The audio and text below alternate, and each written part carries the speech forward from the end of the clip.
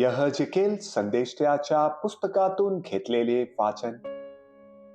परमेश्वराचे वचन मला प्राप्त झाले की, मानव पुत्रा, सोरेच्या अधिपतीस सांग, प्रभू परमेश्वर म्हणतो, तुझे हृदय उन्मत होऊन तू म्हणतोस, मी देव आहे.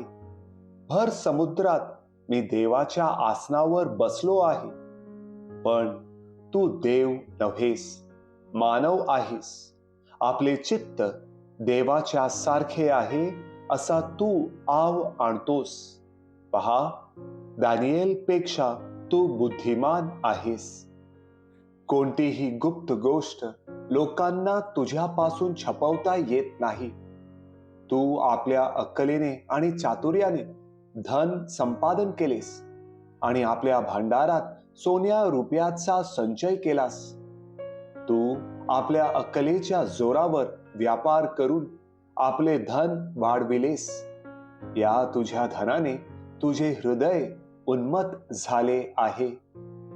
ह्यास्तव प्रभू परमेश्वर म्हणतो, आपले चित्त देवाच्या चित्तासारखे आहे असा तू आव आणतोस. म्हणून पहा, मी तुझ्यावर परकीय लोक आणतो, तुझ्यावर अन्य राष्ट्रातले उग्र पुरुष आणतो. तुझ्या अक्कलेच्या सौंदर्यावर ते तरवार उपसतील आणि तुझे तेज भ्रष्ट करतील. ते तुला गर्तेत उतरवतील. भर समुद्रात वध पावणाऱ्याच्या मृत्यूसारखा तुझा मृत्यू होईल. तू आपल्या वधणाऱ्या समोर मी देव आहे असे म्हणशील काय?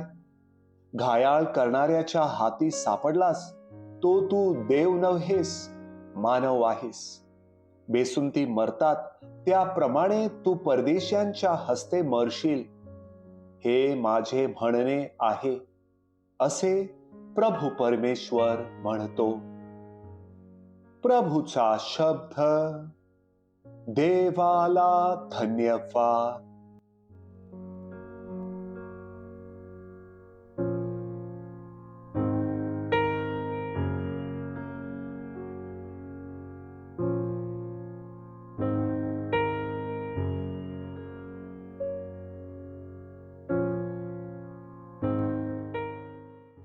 मथई लिखित पवित्र शुभवर्तमानातून घेतलेले वाचन.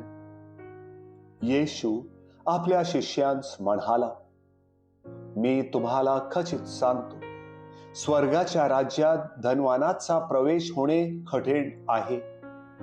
मी आणखी तुम्हाला सांगतो, देवाच्या राज्यात धनवानाचा प्रवेश होणे यापेक्षा उंटाला सुईच्या नाकातून जाणे सोपे आहे.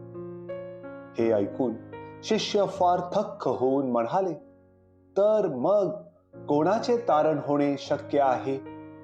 येशूने त्यांच्याकडे निहाळून पाहून म्हटले, माणसांना हे अशक्य आहे, देवाला तर सर्व शक्य आहे. तेव्हा पेत्राने त्याला म्हटले, पहा, आम्ही सर्व सोडून आपल्या मागे आलो आहोत, तर आम्हाला काय मिळणार?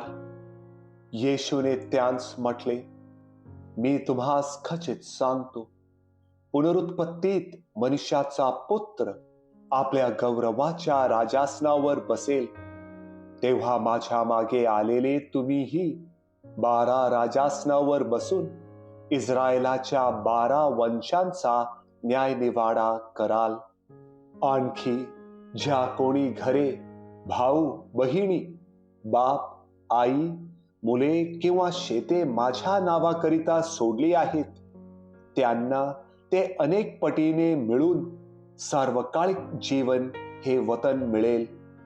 परंतु जे पहिले ते शेवटले आणि शेवटले ते पहिले असे पुष्कळ जणांचे होईल.